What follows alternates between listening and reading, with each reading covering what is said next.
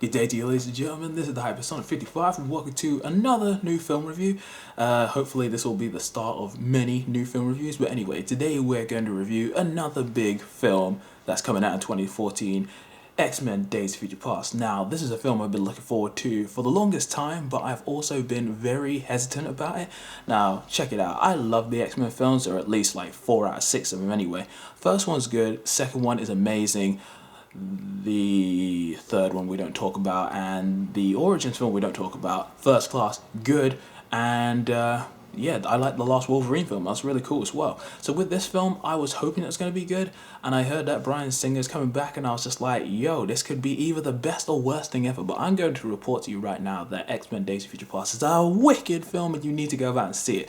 Honestly, I haven't come out of a film with such a joyful glee in my heart for a while now. Sure, Godzilla, left me with, nerdgasms for ages, and so did Captain America. But this film just did so much right and literally bridged the gap between the old and new, meshed it together in a beautiful way, and I was just left with a smile on my face after the cinema times were over. So yeah, I'm going to tell you why this film kicks ass in this review. So the story in X-Men Days of Future Past goes a little something like this. It's set in the dystopian future where humans and mutants are enslaved, and they are ruled by these massive robots known as the Sentinels.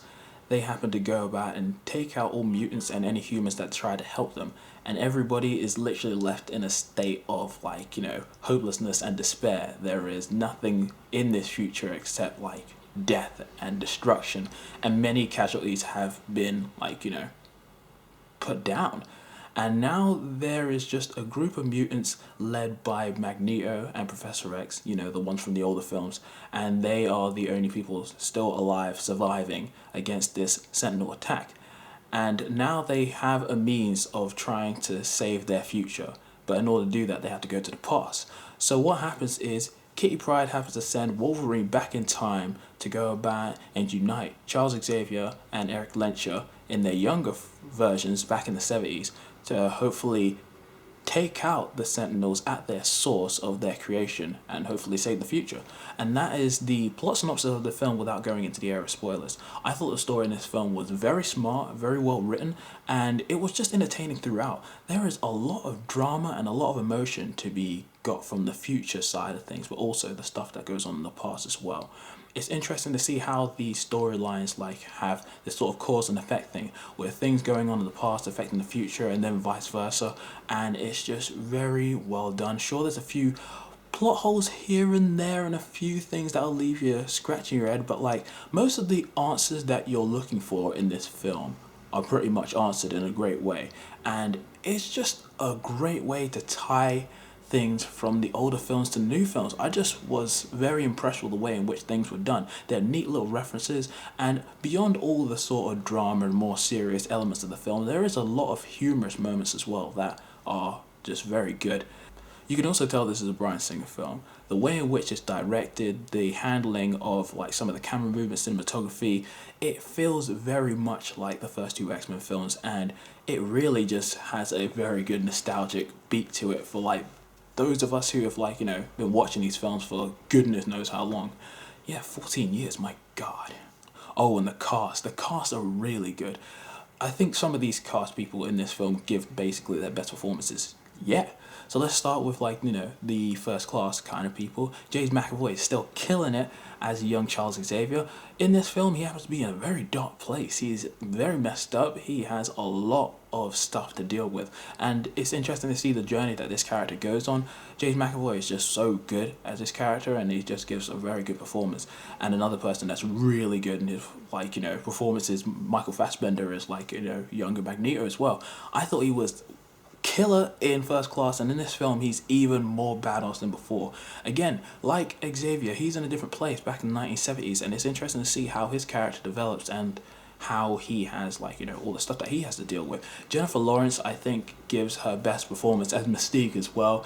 In this film, she definitely has more of the Bryan Singer styled Mystique elements about her in terms of the combat, in terms of being more well spoken in terms of different languages and being more mysterious in general. She was great. I didn't think of her as Jennifer Lawrence in this film. She was purely like, Raven slash Mystique, and she was really good, but it's also nice to see like, the emotional conflict within her as well.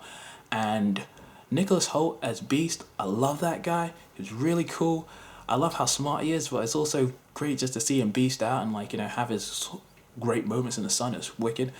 And then there's the old cast who are just still as awesome as ever. Seeing Sir Patrick Stewart and Ian McKellen back as old Professor X and Magneto is just beautiful. They have a certain screen presence and gravitas that is just undeniably beautiful. And when they're on the screen, you can just tell that these guys have a broship that works on and off screen. And they have some really beautiful moments together. Hugh Jackman is still killing it as Wolverine. I just don't see anybody else like filling his shoes anytime soon. He does the job so well, and it's interesting to see how even though he's like the central character of this film, at the same time he acts as a conduit for the rest of the film as well. He's not always central to the film, and he has relevance, but at the same time so does so many other characters as well, and that's really cool. It was also great to see Ellen Page and Shawn Ashmore get a lot more screen time as Shadowcat and Iceman. These happen to be like their best performances as these characters, and I can only hope that they'll do more in the future.